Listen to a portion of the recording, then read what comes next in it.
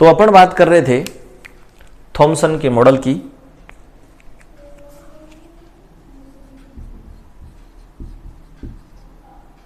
Thompson का model, परमाणु model, ठीक है। तो थॉमसन के मॉडल में देखो अपन क्या पढ़ेंगे भाई,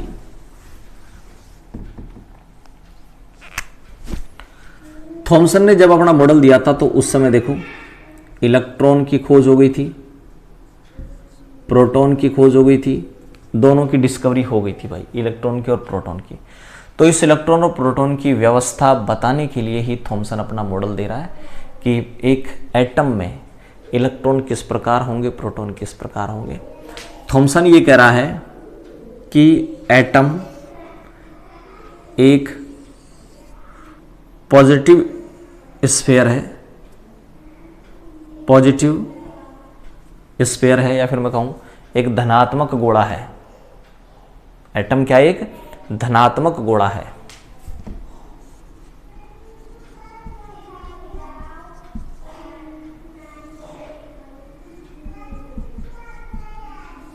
धनात्मक गोला एक मीन्स किससे बना हुआ है? ये पूरा का पूरा प्रोटॉन से बना हुआ है। और इसके अंदर इस प्रकार से इलेक्ट्रॉन होते हैं, इस प्रकार से इलेक्ट्रॉन होते हैं। जैसे जो तरबूज होता है, उस तरबूज में तरबूज के बीज नहीं है क्या ये? तो इसको आप तरबूज मॉडल भी बोल सकते हैं,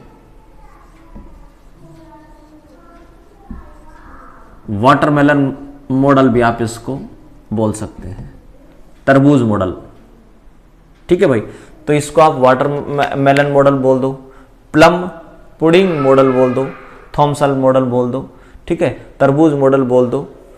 और अपन बात करें तो लड्डू मॉडल भी आप इसको बोल सकते हैं, क्योंकि लड्डू में भी काली मिर्च जो डाली जाती हैं, या फिर काली मिर्च डाल दी जाती हैं, या फिर खरबूजे के बीज डाल दिए जाते हैं, इलायची के दाने डाल दिए जाते हैं, तो ये लड्डू हो गए, इलायची के दाने हो गए। तरबूज हो गया, ये तरबूज के बीज हो गए, ठीक है। तो एटम क्या है? एक धनात्मक गोला है, पॉजिटिव गोला है, और जिसके अंदर इलेक्ट्रॉन अनियमित रूप से वितरित होते हैं, इधर उधर फैले रहते हैं इलेक्ट्रॉन, मतलब तो एक पॉजिटिव गोला है जिसमें इलेक्ट्रॉन इधर उधर फैले रहते हैं। ये हो गया एक watermelon model, laddoo model, plum pudding model. अब इसमें देखो इलेक्ट्रॉन और प्रोटॉन की कोई निश्चित अरेंजमेंट नहीं है, कोई कहीं भी हो सकता है, लेकिन ये कन्फर्म था इसमें कि जितने इलेक्ट्रॉन होंगे उतने ही इसमें प्रोटॉन होंगे भाई। और अगर इलेक्ट्रॉन और प्रोटॉन की संख्या समान है तो ये क्या होगा? न्यूट्रल होगा या उदासीन होगा। तो एटम ध्यान रखना न्यूट्रल होता है, उदासीन होता है। अगर आप बात करें थॉमसन के मॉडल की, तो थॉमसन का मॉडल हो गया अपना ये, वाटरमेलन मॉडल बोल दो, तरबूज मॉडल बोल दो, लड्डू मॉडल बोल दो। तो इलेक्ट्रॉन और प्रोटॉन का कोई निश्चित अरेंजमेंट नहीं होता, कोई फिक्स अरेंजमेंट नहीं होता, कहीं भी इलेक्ट्रॉन पाया जा सकता है, कहीं भी प्रोटॉन पाया जा सकता है, लेकिन इलेक्ट्रॉन प्रोटॉन की जो संख्या है वो सेम होगी, अर्थात एटम न्यूट्रल होगा थॉमसन की बात माने तो, ठीक है। यह आपके पास हो गया भाई थॉमसन का मॉडल।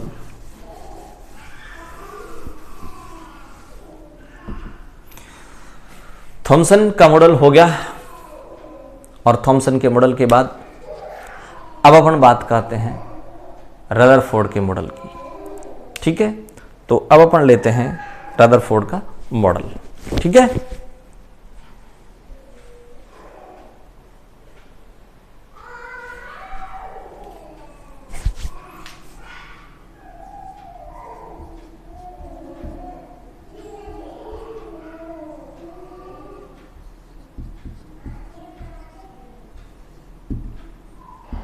तो रदरफोर्ड मॉडल की अपन अब बात करना स्टार्ट करते हैं कि रदरफोर्ड का जो मॉडल है वो क्या है, कैसे ये काम करता है, ठीक है। कैसे काम करता है मीन्स इलेक्ट्रॉन प्रोटॉन का न्यूट्रॉन का अरेंजमेंट, इलेक्ट्रॉन कैसे काम कर रहा है उसमें, प्रोटॉन कहाँ है, न्यूट्रॉन कहाँ है। देखो जब थॉमसन ने मॉडल दिया था उस समय केवल इलेक्ट्रॉन प्रोटॉन की खोज हुई थी, और अब जब रदरफोर्ड की बात करेंगे तो रदरफोर्ड ने जब मॉडल दिया था तो उस समय तीनों पार्टिकल की खोज हो गई थी भाई, इलेक्ट्रॉन की, प्रोटॉन की और न्यूट्रॉन की। तो सबसे पहले मैं रदरफोर्ड मॉडल में बात करता हूं इसके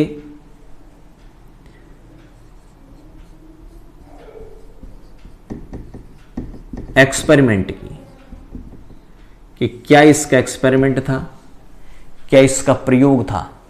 तो इसका एक्सपेरिमेंट या प्रयोग की अगर बात करें तो उसने क्या लिया, एक गोल्ड फॉइल ली, सोने की पन्नी, और उस सोने की पन्नी पर क्या लिया उसने, एक गोल्ड फॉइल,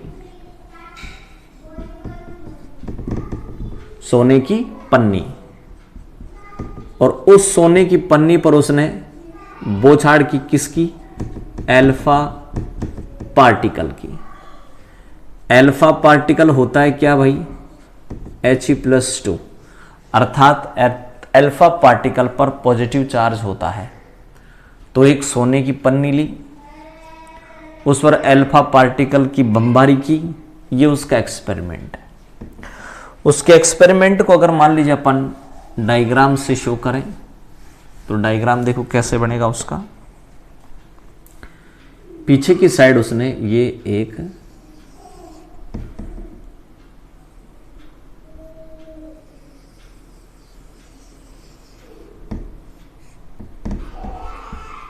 ZNS का पर्दा लगाया,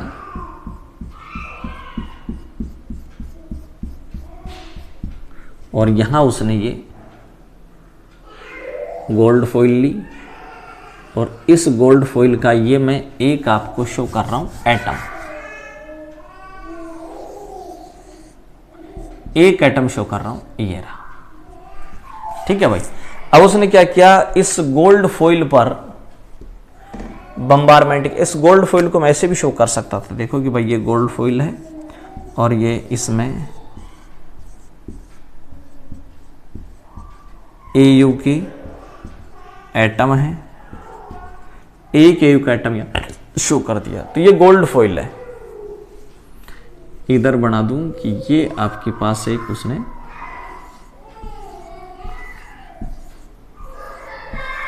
क्या ली थी बताओ, सोने की पन्नी ली थी। ठीक है, गोल्ड फॉइल ली थी, सोने की पन्नी ली थी, और इस गोल्ड फॉइल पर या सोने की पन्नी पर अब वो बम्बारमेंट कर रहा है अल्फा पार्टिकल का। तो अल्फा पार्टिकल की बमबारी की उसने, ये उसका अल्फा पार्टिकल का बम्बारमेंट है।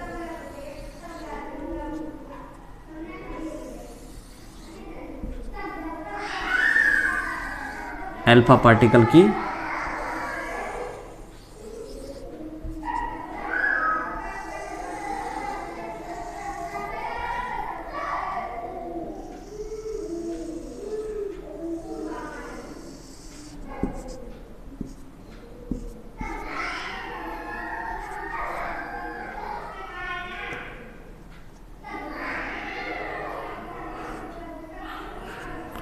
ये उसका डायग्राम हो गया भाई। ठीक है, ये आपके पास हो गए क्या, अल्फा पार्टिकल, या पास गोल्ड फॉइल हो गई, ये ZNS का पर्दा हो गया। अब क्या कर रहा है, अल्फा पार्टिकल की उसने बमबारी की, कुछ इधर निकल गए तो यहां ये चमकने लग गया ZNS का पर्दा, जिससे पता लगा कि भाई बाहर निकल रहे हैं, निकल रहे। ये गोल्ड फॉइल है, यहां डालो, पीछे की तरफ कोई बाहर निकला यानी इसका पता कैसे लगेगा, पीछे ZNS का पर्दा लगा दो एक, जो बाहर निकलेगा वो पार्टिकल वहां जाएगा और वहां चमक उत्पन्न करेगा। तो अल्फा पार्टिकल की बमबारी की उसने एक गोल्ड फॉइल पर, पीछे उसने ZNS का पर्दा लगाया। ये उसका एक्सपेरिमेंट है, ये उसका डायग्राम है। इस एक्सपेरिमेंट के बाद उसने, तो पहला तो पढ़ा अपने उसका प्रयोग, कि उसने क्या प्रयोग किया, क्या एक्सपेरिमेंट किया। तो बताए उसका प्रयोग क्या एक्सपेरिमेंट किया भाई, जो गोल्ड फॉइल है, सोने की पन्नी है, उस पर अल्फा कणों की बमबारी। ठीक है, ये उसका एक्सपेरिमेंट है। इस एक्सपेरिमेंट के बाद अगर मान लो मैं बात करता हूं उसने क्या ऑब्जर्व किया, क्या उसने प्रेक्षण किया। तो इसका ऑब्जर्वेशन अगर अपन देखें तो इसका ऑब्जर्वेशन क्या था, देखो उसने क्या क्या ऑब्जर्व किया। ज्यादातर अल्फा पार्टिकल पार निकल गए, अधिकांश अल्फा पार्टिकल इससे पार हो गए सोने की पन्नी से, पहला ऑब्जर्वेशन। दूसरा ऑब्जर्वेशन, कुछ पार्टिकल ऐसे थे जो लगभग 90 के एंगल पर, एटलीस्ट 90 के एंगल पर घूम गए, और लगभग 10,000 में से एक पार्टिकल ऐसा था जो जैसे गया वैसे ही वापस आ गया। यानी कितने पर घूमा बताओ, 180 डिग्री पर घूम करके वापस आ गया। ये उसके ऑब्जर्वेशन थे। एक्सपेरिमेंट क्या था उसका, कि गोल्ड फॉइल पर अल्फा पार्टिकल का बम्बारमेंट, ये उसका एक्सपेरिमेंट था। ऑब्जर्वेशन क्या था उसका, उसने ऑब्जर्व किया कि ज्यादातर तो पार निकल गए, कुछ एटलीस्ट 90 पर घूम गए, और 10,000 में से एक पार्टिकल ऐसा था जो जैसे गया वैसे ही वापस आ गया। ये इसका ऑब्जर्वेशन था। इस ऑब्जर्वेशन के बाद उसने कुछ रिजल्ट्स निकाले। तो रिजल्ट्स क्या थे इनके, देखो।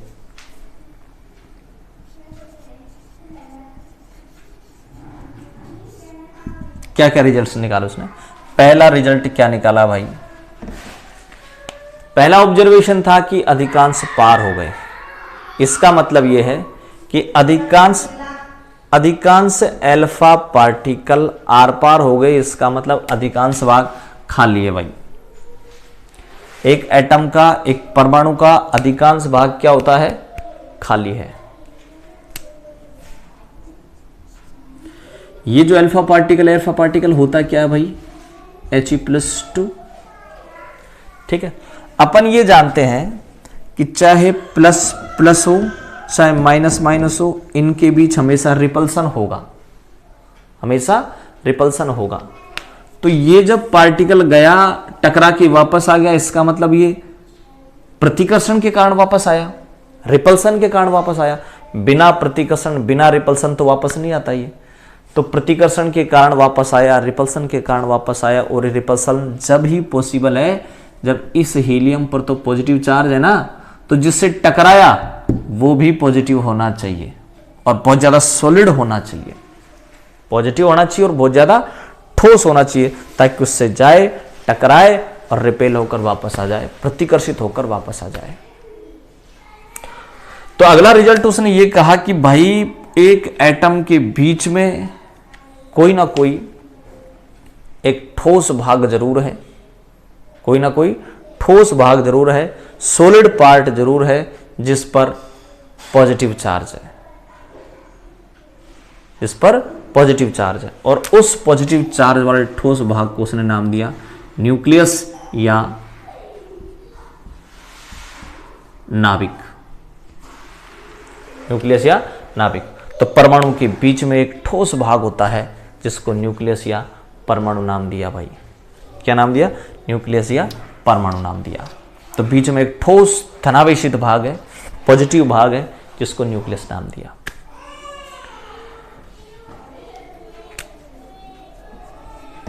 ये जो न्यूक्लियस है, ये न्यूक्लियस न्यूट्रॉन और प्रोटॉन से बना है, और इस न्यूट्रॉन और प्रोटॉन को मिला करके सम्मिलित रूप से न्यूक्लियस कहा जाता है। ध्यान से सुने, न्यूक्लियस किससे बना है, न्यूट्रॉन प्रोटॉन से। नाभिक किससे बना है, न्यूट्रॉन प्रोटॉन से। न्यूट्रॉन प्रोटॉन को मिला करके क्या कहा जाता है, न्यूक्लियस कहा जाता है। क्या कहा जाता है, न्यूक्लियस। तो न्यूट्रॉन प्रोटॉन का जो जोड़ है उसको आप क्या बोलेंगे बताओ, न्यूक्लियस बोलेंगे। तो A बराबर होता है N+P। न्यूट्रॉन प्रोटॉन का जोड़ न्यूक्लियस कहलाता है।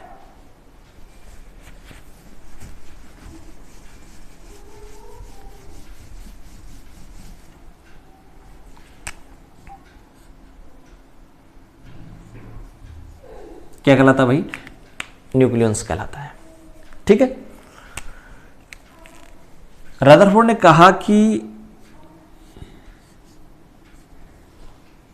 ये जो एटम है ना भाई, और ये जो न्यूक्लियस है, इस न्यूक्लियस की जो रेडियस है r, वो डायरेक्ट प्रोपोर्शनल होगी a⁻⁴ के। a क्या होता बताएं? n+p। इसका मीन्स तो ये हुआ भाई कि अगर a इंक्रीज होगा तो ये r भी इंक्रीज होगी। r क्या बताएं? ये लो, न्यूक्लियस की रेडियस, नाभिक की त्रिज्या। और वैसे भी सीधी बात है कि इसमें अगर न्यूट्रॉन प्रोटॉन बढ़ेंगे तो रेडियस तो बढ़ेगी बढ़ेगी। न्यूट्रॉन प्रोटॉन अगर मान लो बढ़ते जाएंगे, जैसे एक तो ये न्यूक्लियस है जिसमें 2 न्यूट्रॉन 2 प्रोटॉन है,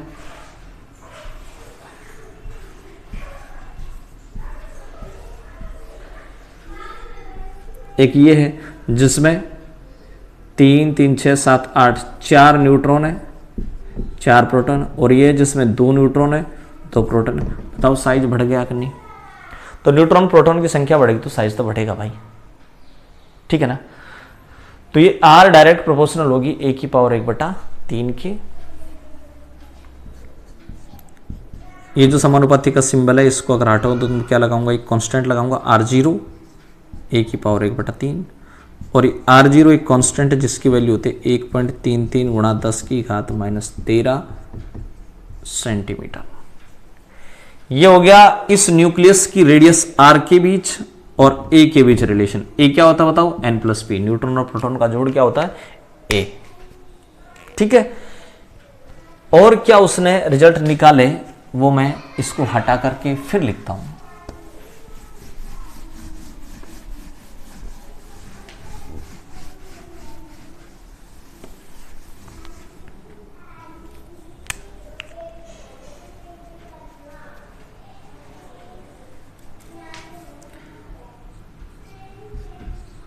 (10⁻⁸ से 10⁻⁻10 ये मीटर में है, ये सेंटीमीटर में है।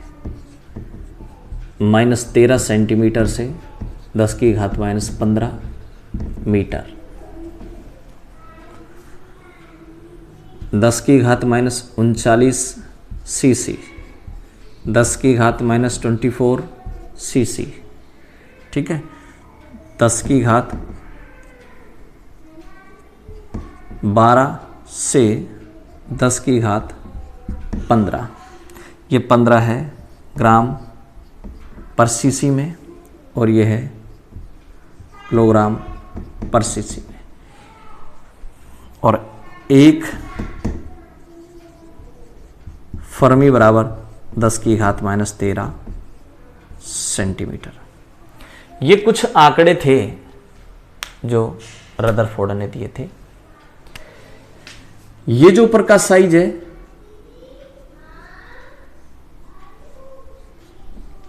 8 या 10,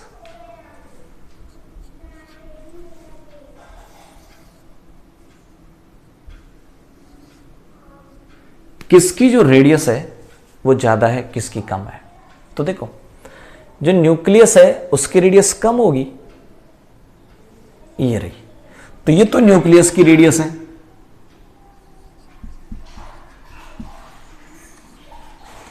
और ये ऊपर वाली रेडियस है परमाणु की।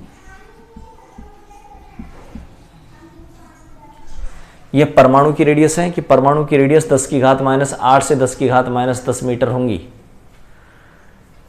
न्यूक्लियस की कम होती है, 10⁻13 से 10⁻15 मीटर। ये न्यूक्लियस की रेडियस है, त्रिज्याएं हैं। ये वॉल्यूम है भाई, आयतन, ये ज्यादा है, तो ज्यादा वॉल्यूम किसका होगा? एटम का। तो ये आपके पास एटम का वॉल्यूम है, आयतन है, और ये किसका बताएं? ये है न्यूक्लियस का, न्यूक्लियस का वॉल्यूम। ठीक है भाई, तो ये 10⁻⁻24 सीसी तो है एटम का, 39 सीसी होता है न्यूक्लियस का। कि 10⁻12 से 10⁻15 क्या है भाई? ये डेंसिटी है, किसकी? न्यूक्लियस की डेंसिटी। घनत्व है, डेंसिटी है किसकी, न्यूक्लियस की। तो ये नाभिक का घनत्व है, नाभिक की डेंसिटी है। तो ये कुछ आंकड़े थे जो रदरफोर्ड ने दिए थे। ये परमाणु की त्रिज्याएं हैं, ये नाभिक की त्रिज्याएं हैं, ये नाभिक का आयतन है, ये एटम का आयतन है, ये डेंसिटी है न्यूक्लियस की, नाभिक की, नाभिक के न्यूक्लियस की डेंसिटी है। और न्यूक्लियस की जो रेडियस है ना भाई, ये फर्मी में नापते हैं, और एक फर्मी होती है 10⁻⁻13 सेंटीमीटर। न्यूक्लियस की रेडियस को फर्मी में मापते हैं, ध्यान रखना। तो ये हो गया भाई आपके पास रदरफोर्ड द्वारा बताए गए कुछ आंकड़े।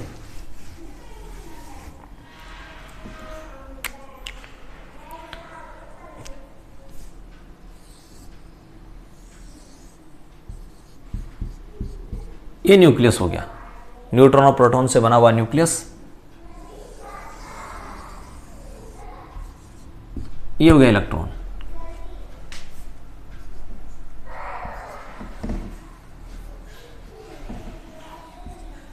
रदरफोर्ड की रदरफोर्ड की बात करें तो रदरफोर्ड ये कह रहा है कि न्यूक्लियस बना है न्यूट्रॉन और प्रोटॉन से, इलेक्ट्रॉन इसके चारों तरफ चक्कर लगाता है। ठीक है,